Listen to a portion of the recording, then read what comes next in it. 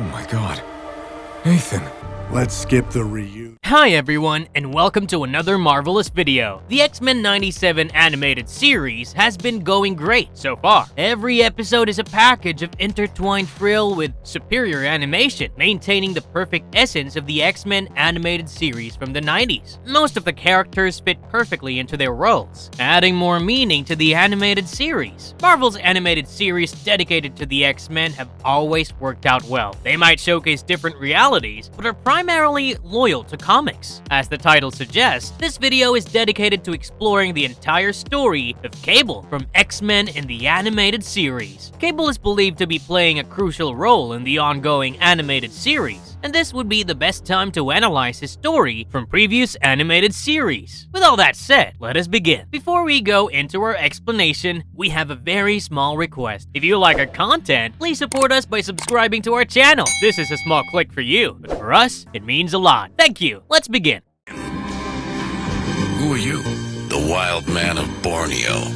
Cable in X-Men the Animated Series. Cable's introduction to the world of animation was in X-Men Animated Series Episode 7, titled Slave Island. He was voiced by Lawrence Bain. The issue continues from the point after the mutants are enslaved in Genosha by the leader and forced to use their power for the construction of a dam. Gambit, Jubilee, and Storm were among the X-Men who were enslaved using power-dampening collars. Gambit played his part by siding with the leader, only to orchestrate his ways of freeing his fellow mutants. During his venture, he encountered a time-displaced Cable in his aid. At some point, Cable was a part of the leader's army, but when he discovered the evil intentions, he swore to oppose him. He became a gun-toting mercenary and had arrived in Genosha to overthrow the leader and his government. After helping Gambit by giving him the key to remove the control collars from the mutants, he went for the leader. He infiltrated the island Sentinel factory and destroyed as many of them as he could. He faced the leader on the bridge, but the fight was halted after a wave from a nearby destroyed dam washed them away. Cable was Nathan Summers from the future, and it was confirmed in X-Men 97, Season 1, Episodes 1 and 2. Mr. Sinister had plans to create the ultimate powerful mutant from the genes of Jean Grey and Scott Summers. However, since Jean was considered dead, Sinister made a clone of her and gave her memories of Jean Grey. The clone had no clue of who she was and kept living the life of Jean Grey amongst the X-Men. She later conceived the child of Scott, whom they named Nathan Summers. However, after the birth of the child, Sinister revealed her plans and gained control over Jean's clone. Meanwhile, the real Jean Grey returns and assists her former teammates in defeating Sinister, rescuing the newborn baby Nathan. However, when the clone was defeated and Nathan was rescued, he was shown to be infected by a techno-organic virus, for which there was no cure in the era. In hopes of finding a cure in the future, Nathan was taken by Bishop in the future. Jean's clone left the Xavier Mansion and took on the name Madeline Pryor. The story of Cable continued in X-Men Animated Series, Episode 9, titled The Cure, where he continued his crusade against the leader's forces. The episode showcased Cable learning about Dr. Gottfried Adler, who had invented Genosha's mutant suppression collars. Believing Adler to be a threat to mutants, Cable planned on assassinating him. He tracked him down to Warren Worthington's mountain chalet, but only to learn that his target was on Muir Island in Scotland. Cable soon arrived on Muir Island and kidnapped Adler, only to find out that it was Mystique, and not the Doctor. Mystique revealed that the real Adler was dead long back. The X-Men arrived at the scene, and after a brief erratic fight, Cable plummeted into the waters and disappeared. Later, in an unknown point, Cable was shown fathering a child named Tyler. For unknown reasons, one of his arms had a mechanical replacement. With the two appearances in Season 1, Season 2 also dedicated 2 episodes for Cable. Episode 7, which was the first part of the story arc, titled Time Fugitives, began with Cable returning to his future. His men were fighting against the forces of Apocalypse, and when he joined them, he noticed his reality disintegrating. Cable's computer revealed that it was happening owing to the work of another time traveler named Lucas Bishop. In order to save the world from Apocalypse's plague, Bishop altered the future by preventing it. By stopping the plague, Bishop hindered the creation of the antibodies important for Cable's present. As a result, uncontrolled mutation led to the end of the mutant race and the world. In order to save his present, Cable had no choice but to travel to the past and help Apocalypse to unleash the plague. The story continues in the next episode, with Cable traveling back in time and attempting to stop Bishop. However, when the X-Men intervened, he was compelled to flee. Cable began studying the X-Men and realized that Wolverine's healing abilities could help them create the necessary antibodies to preserve the future. Cable kidnapped Wolverine, and just when the X-Men were battling Apocalypse, Cable teleported Wolverine and himself to create the necessary antibodies. After defeating Apocalypse, Cable returned to his present and found it intact. Following this, Cable had no appearances in Season 3, but in Season 4, there, he appeared in one of the most important story arcs, Beyond Good and Evil and Sanctuary. Beyond Good and Evil began with Cable leading a mission with his now grown-up son, Tyler, and the clan Chosen. It was the year 3999 AD, and they were on their way to infiltrate Apocalypse's pyramid in Cairo. The main objective was to destroy Apocalypse's Lazarus Chamber, which was the key behind his immortality. However, when they entered Apocalypse's base, they realized that it was a trap set by Apocalypse himself, who sought to get hold of Cable's time-traveling device. Cable was separated by a collapsed wall, following which Apocalypse easily got hold of his time-traveling device. He was about to kill him, but chose to travel time and dig out the reason as to why he never achieved his goal of ultimate world domination. Apocalypse successfully used the device and landed up in the axis of time. The same happened for Bishop, who was trying to return to his timeline, which he had just secured with the X-Men. A disruption in the time stream made him land in the axis of time, stranded with the mad caretaker of time, also known as the time traveler, Immortus, who mentioned someone was meddling with time. In one of the floating mirrors showcasing every timestamp, Bishop observed that Sinister would soon be unleashing his wrath on the X-Men. As he tried to dive into it, he realized he was indeed trapped in the axis of time and had no option but to watch. The scene shifted to the time period of the X-Men, who were preparing for Scott Summers and Jean Grey's grand wedding. The wedding was over, and when the two left in their car, a blast of wave knocked the two unconscious. It was the Nasty Boys, and they were working for Mr. Sinister. The X-Men were neutralized, and they left with Cyclops and Jean. In the middle of the forest, Nasty Boys opened a portal and tossed Jean through it. The danger was not averted, as Sinister soon arrived at the X-Mansion, knocked Charles unconscious, and planned to kidnap him as well. Meanwhile, Bishop's sister, growing restless after her brother lost in time, arrived to seek help from the X-Men, just as Sinister was leaving with Charles. Sinister was not alone, but had his Nasty Boys as well. After a brief fight, when Sinister was leaving with Charles through the portal, Storm managed to free Charles and save him. Jean was revealed to be captured in a prison designed by Apocalypse in the axis of time, explaining that Sinister was working for Apocalypse. Meanwhile, Deathbird teamed up with Apocalypse to attack the Shi'ar base and overthrow her sister, Lilandra, from the throne. When Lilandra's gladiator arrived to protect her, Deathbird summoned Apocalypse to destroy her sister. However, Apocalypse betrayed Deathbird by releasing Lilandra and stated that his actual purpose was to take the telepath of Oracle. Apocalypse left the scene with Oracle, and Lilandra telepathically contacted Charles for help. It was evident that Apocalypse was after Telepath, and his next target was Psylocke, who was then a thief. Owing to an attempt to rob Castle Worthington, Psylocke encountered Archangel, and after a brief skirmish, the two were attacked by Sabretooth and Mystique. Shard and Wolverine arrived to defend them, but the battle ended after Magneto arrived and left with Psylocke. The rest of the X-Men arrived, and they could only get hold of Sabretooth. Magneto and Mystique returned to the axis of time and handed Psylocke to Apocalypse. Meanwhile, back in 3999 AD, Cable and his team proceeded with their plans of stealing a time-traveling machine held securely under the government with high security. After a long struggle, Cable managed to acquire the time machine, but his son and teammates were on the verge of getting captured. However, Cable made the choice of taking the time machine and traveling to the past and destroying Apocalypse's Lazarus Chamber, which was the key to the villain's immortality. Unbeknownst to them, Apocalypse was in the process of acquiring control over time itself, and when he found Cable attempting to travel back in time, he disrupted his path and made him arrive at the time of the X-Men. Learning how their interests coincide, Cable and the X-Men allied to stop Apocalypse at all costs. Together, they traveled back to Egypt in 1200 BC to destroy Apocalypse's Lazarus Chamber. They were soon attacked by the Four Horsemen. Cable, Wolverine, Beast, and Charles Xavier went inside Apocalypse's pyramid, while Cyclops, Archangel, Gambit, and Storm fought with the 4 horsemen. After taking down 1 horseman, the remaining 3 went inside to attack Cable and his team. Cable was injured, and as the rest of the X-Men entered the Lazarus Chamber, they found Apocalypse and Mystique. They were ambushed, and Apocalypse left with his final target, Professor Charles Xavier, along with Wolverine. Luckily, Professor had a backup plan, and he had a homing device that could locate him. Soon, Cable and the X-Men learned that Charles was in the axis of time. Meanwhile, Apocalypse had obtained all the powerful telepaths and began executing his plan. He intended to destroy the telepaths one by one, and their destruction would release a force of psychic energy powerful enough to stop time itself. Everything but the axis would cease to exist, and then, from the void, Apocalypse planned to create a new world. When Magneto learned about this, he refuted it, as he was promised an alternate future where mutants would rule, but it was all in vain. He was betrayed by Apocalypse. Restraining Magneto, he asked his horsemen to kill him, and that was when Mystique, in disguise as a horseman, attacked Apocalypse and freed Magneto. Soon, the 2 mutants attacked Apocalypse and managed to throw him off the axis. Mr. Sinister arrived, and the 3 horsemen rescued Apocalypse back into the axis. Magneto and Mystique were overpowered, and they planned to free Wolverine and the Psychics. Even with Wolverine freed, surviving Sinister and his nasty boys seemed challenging until the X-Men and Cable arrived. Apocalypse had altered his size, and he was unstoppable. The process of destroying existence began, and the Psychics began feeling their energies drained out. Bishop noticed the change and attacked one of the chambers holding the Psychics, and Psylocke was freed. It was immediately noticed by Apocalypse who Bishop and Psylocke were with his horsemen. In a squabble between Wolverine and Sinister, the orb controlling the Psychics was destroyed, and they were all freed. Sinister escaped, and an infuriated Apocalypse attacked Cable and the X-Men. The fight destroyed the fortress, and together with Bishop, he was taken down. Charles Xavier and the Psychics dragged everyone out of the Axis, leaving Apocalypse vulnerable in a world without his Lazarus Chamber. Cable believed his mission was done, and he left for his timeline to save his son.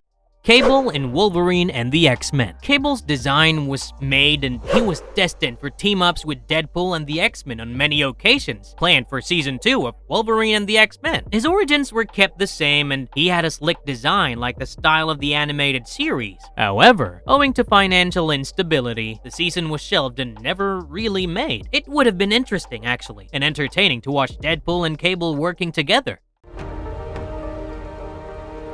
Electromagnetic cluster grenades are the quickest. Cable and X-Men 97. As we know, the X-Men 97, which is currently storming the world with the episodes, is a continuation of the X-Men animated series, which ended with Lilandra taking Charles to the future Shi'ar Empire for a cure, absent in the present. Without the Professor, life at Xavier's mansion was tough, and that is precisely where the story of X-Men 97 begins. The initial episodes reveal how Cable was born, and how Sinister had placed a clone of Jean with the X-Men, and the mutant nation of Genosha was then recognized by the United States. Cable had returned to the timeline to warn them of an impending danger. His time-traveling device was not in proper function, which caused him to be late in warning the Genoshans. Cable found his real mother, Madeline Pryor, and as he stated about the danger, Genosha experienced massive destruction from an army of Sentinels. Cable's next visit was when the X-Men were under the attack of Bolivar Trask, newly converted into a Prime Sentinel. After the Prime Sentinel was knocked down, Jean learned that Cable was, in fact, Nathan Summers, the child of Scott and Madeline Pryor. Scott was shocked as well, but Cable showed no interest in family reunion and bid farewell after warning them about Sinister's upcoming wrath. Marvelous verdict. So, we finally have come to the end of our video, and we hope you have liked our content. Cable has been a sensational character in comics, animated series, and live-action films. We are sure that the X-Men 97 has much for him in future episodes, and we hope to see some Deadpool and Cable as well. With that said, we would be ending this video. Feel free to add your views in the comment section, and stay tuned for the next Marvelous video. And if you liked our content, don't forget to leave a like and subscribe to us if you haven't already. Have a good one, and be safe. Thanks, everyone.